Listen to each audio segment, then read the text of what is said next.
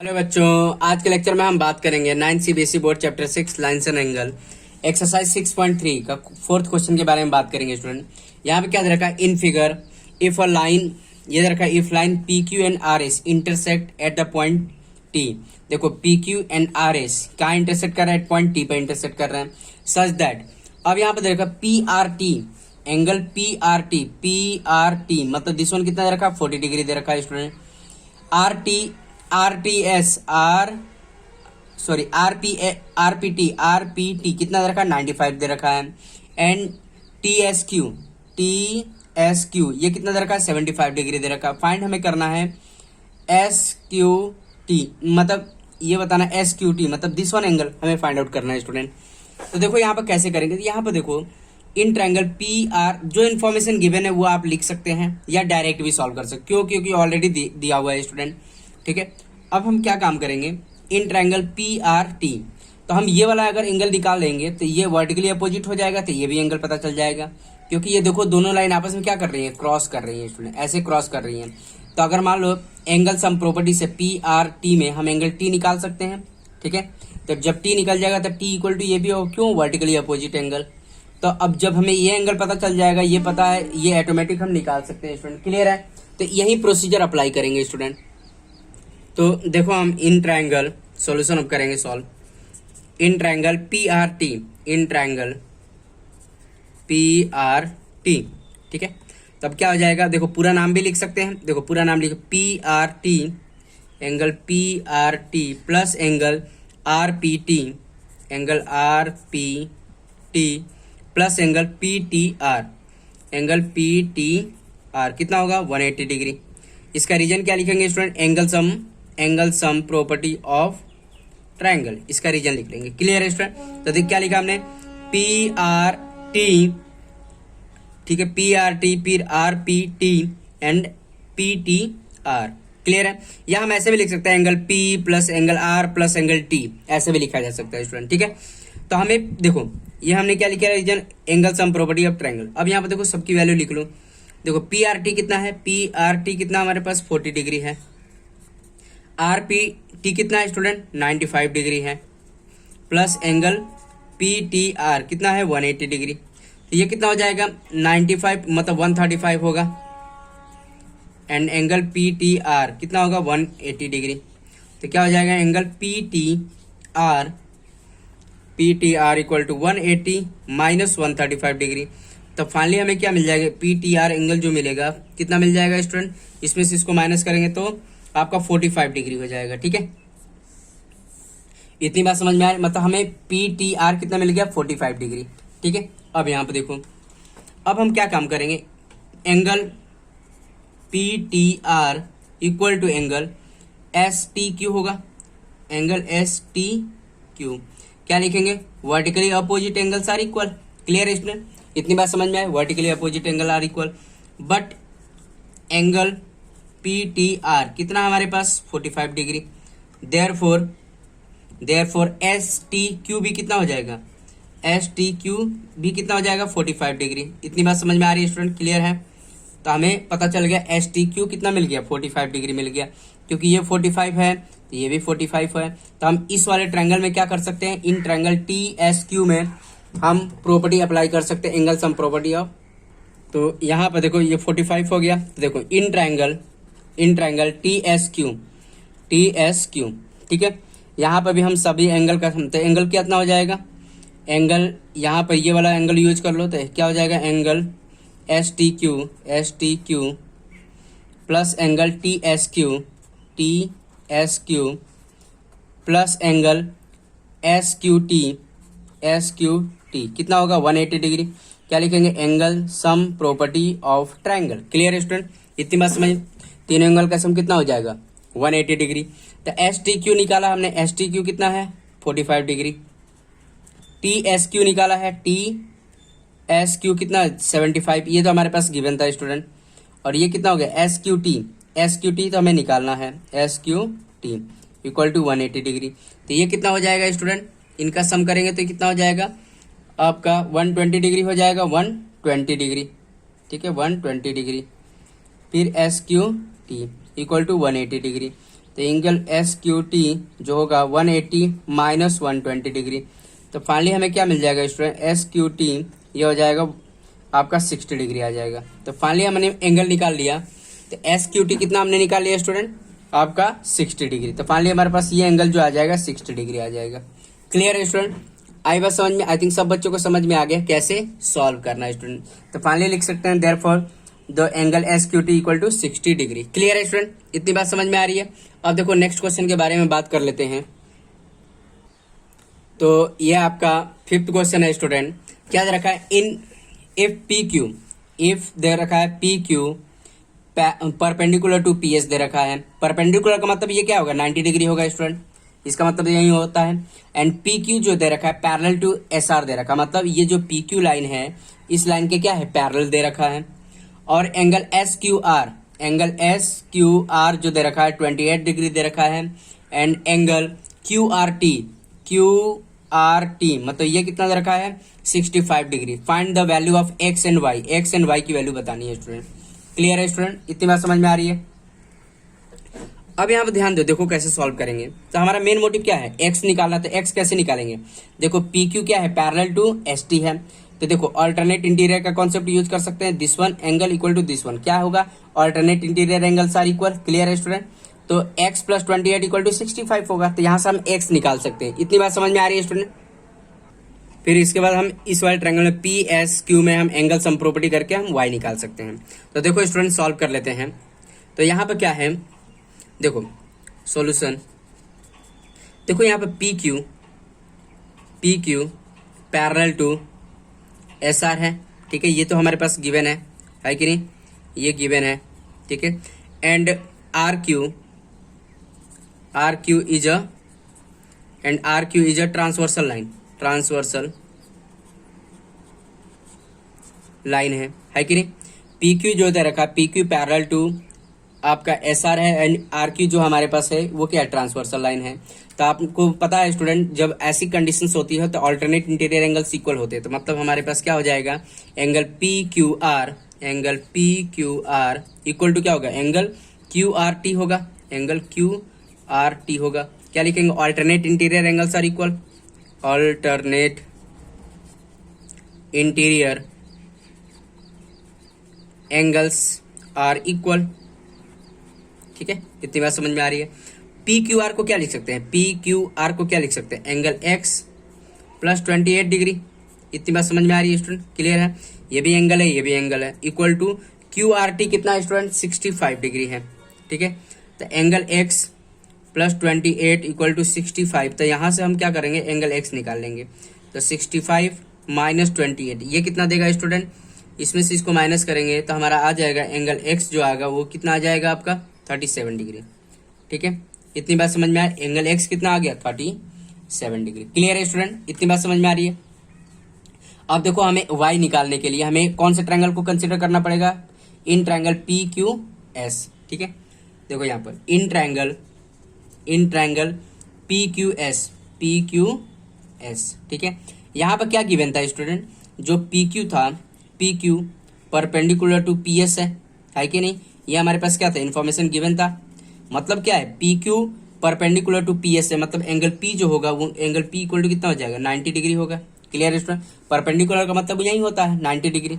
तब यहाँ पे देखो इन ट्रायंगल पी क्यू एस में एंगल सम प्रॉपर्टी का कॉन्सेप्ट यूज कर सकते हैं। तो क्या हो जाएगा, तो एंगल देखो this one 90 plus X plus Y, ऐसे डायरेक्ट लिख सकते हैं स्टूडेंट। क्लियर है, क्या होगा, angle sum property of triangle. Clear है स्टूडेंट, तो हमारे पास 90 हो गया, एक्स हमारे पास कितना है 37 डिग्री है। क्लियर है student, plus Y equal to 180 degree, ठीक है। तो अब इसका सम कितना हो जाएगा, 90 प्लस 20, ये क्या 127 देगा, ये 127 plus Y equal to 180 degree. तो angle Y equal to 180 minus 127। Clear है स्टूडेंट, तो वाई इक्वल टू कितना, 180 में से हम 127 माइनस करेंगे तो कितना आ जाएगा स्टूडेंट, 53 आ जाएगा, ठीक है, 53 डिग्री। तो एंगल वाई कितना आ गया स्टूडेंट, 53 डिग्री। क्लियर है स्टूडेंट, तो फाइनली हम लिख सकते हैं लास्ट में hence angle X equal to कितना आ गया 37 degree and angle Y equal to कितना आ गया 53 डिग्री। तो फाइनली हमने फाइंड आउट कर लिया स्टूडेंट, क्लियर है। तो एक्स एंड वाई ही बताना था स्टूडेंट, तो क्या करना था आपको, तो पहले यहाँ से स्टार्ट करेंगे, पहले तो डायग्राम हम आप उसमें देख लेंगे, फिर यहाँ से हम स्टार्ट करके ये फाइंड आउट कर देंगे, ठीक है। यहाँ हमारा एक्स निकल गया और यहाँ पर वाई निकल गया, क्लियर है स्टूडेंट, इतनी बात समझ में आ रही है। तो ठीक है, नेक्स्ट लेक्चर के नेक्स्ट क्वेश्चन के बारे में बात कर लेते हैं स्टूडेंट। तो देखो बच्चे, ये क्वेश्चन नंबर 6 है। ये दे रखा in figure side Q R, दे रखा क्यू आर, ठीक है, Q R of the triangle P Q R is produce to point C, मतलब क्यू आर को कहाँ तक लेके जा रहे हैं, पॉइंट एस तक लेके जा रहे हैं। If bisector of P Q R and आपका जो पी आर एस है, P R S meet at the point, मतलब इसका बाइसेक्टर और पी आर एस का बाइसेक्टर किस पर मीट कर रहे हैं, पॉइंट टी पर मीट कर रहे हैं। तो हमें बताना है to prove that Q T R मतलब this one angle half of this one angle, ठीक है। एंगल टी, देखो इसका मतलब क्या है, एंगल टी जो है हाफ ऑफ एंगल पी है, हमें ये प्रूव करना है। इसका मतलब ये दे रखा क्यू टी आर का मतलब क्या है, क्यू टी आर का मतलब हमारे पास एंगल टी है, एंड क्यू पी आर का मतलब है हमारे पास, क्यू पी आर का मतलब एंगल पी, ठीक है। तो यहाँ पर देखो स्टूडेंट, तो देखो हमारे पास अब हम कैसे प्रूव करेंगे, इसमें एक्सटीरियर एंगल का कॉन्सेप्ट यूज कर सकते हैं स्टूडेंट। देखो कैसे सॉल्व करते हैं। अब यहाँ पे ध्यान दो, जैसे मतलब Q T is a bisector of angle P Q R, ठीक है। तो एक काम करते हैं, देखो यहाँ पे दे रखा है, ये कौन सा लाइन है, line Q T is a bisector of angle P Q R, angle P Q are है कि नहीं, एंगल पी क्यू आर का बाइसेक्टर है। तो इसका मतलब क्या होगा, जैसे मतलब एंगल 1 और एंगल 2 बना लिया, ठीक है। सपोज करो एंगल 1 एंड 2, तो एंगल 1 इक्वल टू क्या हो जाएगा, एंगल 2, और ये किसके हाफ हो जाएगा, angle half of angle P Q are, half of angle P Q are. इसको हम इक्वेशन 1 बना लेते हैं, क्योंकि आगे चल के यूज होने वाला है स्टूडेंट, क्लियर है। अब यहाँ पे देखो, जो आर टी लाइन था, लाइन आर टी, ठीक है, line R T is a bisector of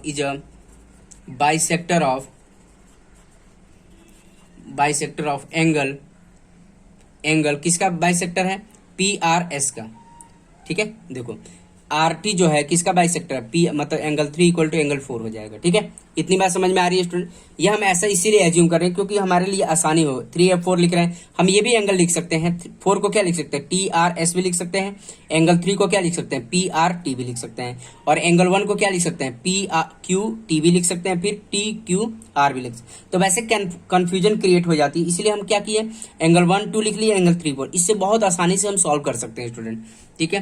तो लाइन आर टी देखो, लेकिन एंगल 1 के सामने एंगल ऐसे बनाना जरूरी, तभी हम समझ पाएंगे 1 क्या लिख रहे हैं, एंगल लिख रहे हैं, ठीक है। इतनी बात समझ में आ रही है स्टूडेंट। तो आर टी, तो एंगल 3 कौन से एंगल का बाइसेक्टर है, पी आर एस का बाइसेक्टर, पी आर एस, ठीक है, सही से लिख लेते हैं, एंगल पी आर एस, ठीक है। तो अब हम क्या लिख सकते हैं, एंगल 3 इक्वल टू एंगल 4, और ये क्या है स्टूडेंट, एंगल 3 और 4 आपस में क्या है, इक्वल है, और किसका हाफ होगा, half of angle P R S का, इसको हम इक्वेशन 2 बना लेते हैं स्टूडेंट। इसका भी आगे चल के यूज होने वाला है, इसको हमने इक्वेशन 2 बना लिया, क्लियर है स्टूडेंट, इतनी बात समझ में आ रही है। अब हम क्या काम करेंगे, यहाँ पर हम एक्सटीरियर एंगल का कॉन्सेप्ट यूज करेंगे, ठीक है।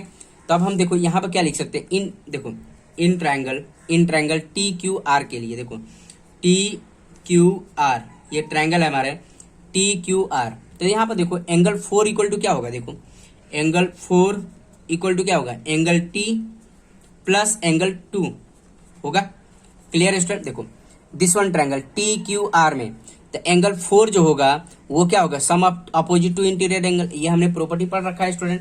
क्या लिखेंगे, exterior angle equal to sum of 2 opposite interior angle, exterior angles are equal to sum of 2 opposite interior angle. इतनी बात समझ में आ रही है स्टूडेंट, इंटीरियर एंगल्स, क्लियर है स्टूडेंट। ये हम लिख सकते हैं, exterior angle are equal to sum of 2 opposite interior angle, ये लिख सकते हैं स्टूडेंट। इसके बाद देखो हम क्या काम करेंगे, एंगल टी कितना हो जाएगा, एंगल टी की वैल्यू हम निकाल सकते हैं, कितना होगा एंगल टी जो होगा, इसको इधर ही रहने दो, इसको हम इधर लेके आओ, तो क्या हो जाएगा एंगल 4 एंड माइनस एंगल 2 हो जाएगा। क्लियर है स्टूडेंट, इतनी बात समझ में आ रही है। तो देखो हमने क्या किया, एंगल टी निकाला, एंगल टी क्या हो जाएगा, इसको उधर लेके जाओ, तो ये क्या हो जाएगा 4 माइनस 2 हो जाएगा, इसको नाम दे देंगे इक्वेशन थर्ड। क्लियर है स्टूडेंट, इतनी बात समझ में आ रही है। अब यहाँ पर ध्यान दो, अब क्या काम करेंगे, इस वाले ट्रायंगल के बारे में बात करेंगे, इन ट्रायंगल पी क्यू आर, ठीक है। अब यहाँ पे देखो पी आर एस जो क्या काम कर रहा है, एक्सटीरियर एंगल का काम कर रहा था, हम लिख सकते हैं P R S equal to क्या होगा स्टूडेंट, एंगल पी क्या हमने लिखा, ये वाला एंगल लिखा, ठीक है। देखो एंगल पी आर एस कितना होगा, अब एक्सटीरियर एंगल इक्वल टू क्या होता है, sum of two opposite interior angle, मतलब हम कह सकते हैं this one equal to this one plus this one. Clear है, तो एंगल देखो P लिख लिया, अब क्या होगा पी क्यू आर होगा, एंगल पी क्यू आर होगा। यहाँ पर भी सेम प्रॉपर्टी लिखेंगे, कौन सी property, exterior angle are equal to sum of two opposite interior angles, ठीक है।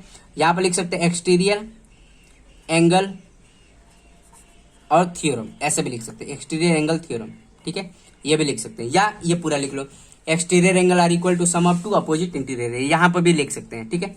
अब यहाँ पर देखो स्टूडेंट, देखो पी आर एस को क्या लिख सकते हैं, पी आर एस को क्या लिख सकते हैं, angle 3 plus 4, angle 3 plus angle 4। Clear है, एंगल पी को तो ऐसे ही रहने दो। अब यहाँ पे देखो पी क्यू आर को क्या लिख सकते हैं स्टूडेंट, पी क्यू आर को क्या लिख सकते हैं, एंगल 1 प्लस एंगल 2 लिख सकते हैं। क्लियर है स्टूडेंट, इतनी बात समझ में आ रही है। तो यहाँ पे ध्यान दो 3 और 4 बट इक्वल है स्टूडेंट, 3 और 4 इक्वल है, तो 3 के जगह पर भी 4 यूज कर सकते हैं, 3 की जगह पर क्या यूज कर, क्योंकि हमारे पास जो थर्ड वाली इक्वेशन है यहाँ पर एंगल 4 आ रहा है और 2 आ रहा है, तो हम 3 की जगह पर क्या यूज कर लेंगे, 4 यूज कर लेंगे, 4। और एंगल P और 1 की जगह पर भी क्या यूज कर ले, देखो 1 और 2 आपस में इक्वल है, क्या लिखेंगे फ्रॉम इक्वेशन 1, ठीक है, तो ये क्या 1 की जगह पर भी 2 यूज कर लेंगे। क्लियर है स्टूडेंट, तो यहाँ पर लिखेंगे इसका रीजन क्या लिखेंगे, फ्रॉम इक्वेशन 1 एंड 2। क्यों, क्योंकि देखो 3 की जगह पर 4 यूज कर लिया, क्यों, क्योंकि ये आपस में इक्वल है, देखो 3 की जगह 4 लिख लिया, क्यों, इसके आपस में इक्वल है। 1 की जगह पर 2 लिख लिया, क्योंकि दोनों आपस में इक्वल थे, तो ये कितना हो गया, ट्वाइस ऑफ एंगल 4 हो जाएगा, और एंगल P और ये भी ट्वाइस ऑफ एंगल 2 हो जाएगा। क्लियर है स्टूडेंट, अब इनको इधर लेके जाओ, तो twice of angle 4 minus twice of angle 2 equal to angle P हो जाएगा। क्लियर है स्टूडेंट, इतनी बात समझ में आ रही है। आई थिंक सब बच्चों को समझ में आ रहा है कैसे करना है। तो देखो 2 बाहर निकालो, 2 बाहर निकालेंगे क्या आ जाएगा, angle 4 minus angle 2 equal to angle P। अब यहाँ पर ध्यान दो स्टूडेंट, एंगल 4 माइनस एंगल 2 कितना है हमारे पास, एंगल T है, देखो ये है ना, एंगल 4 माइनस एंगल 2 पहले ऑलरेडी हमने निकाल के रखा हुआ है, तो क्या हो जाएगा एंगल, देखो इसकी वैल्यू क्या लिख देंगे, एंगल T, ठीक है, इक्वल टू एंगल P। तो यही तो हमें प्रूव करना था स्टूडेंट, तो क्या हो जाएगा, देखो एंगल T को क्या लिख सकते हैं, देखो एंगल T को क्या लिख सकते हैं, QTR लिख सकते हैं, QTR, देखो QTR, तो देखो तो एंगल T को हमने लिख लिया एंगल QTR, और ये जो और P को क्या लिख सकते हैं, P को क्या लिख सकते हैं, QPR, एंगल QPR, और ये जो 2 था इसके डिवीजन में चला जाएगा, यही तो हमें प्रूव करना था स्टूडेंट। क्लियर है, आई बात समझ में, आई थिंक सब बच्चों को समझ में आ गया क्या प्रूव करना था। तो T को हमने क्या किया, जैसे 2 था इसके डिनोमिनेटर में लिख दिया, क्रॉस मल्टीप्लाई कर दिया, और T को क्या लिख लिया हमने, QTR लिख लिया, एंड P को हमने क्या लिख लिया स्टूडेंट, QPR लिख लिया, हो गया प्रूफ, मींस प्रूफ। इतनी बात समझ में आ रही है स्टूडेंट, क्लियर है। आई थिंक सब बच्चों को समझ में आ गया कैसे सॉल्व करना है स्टूडेंट, ठीक है।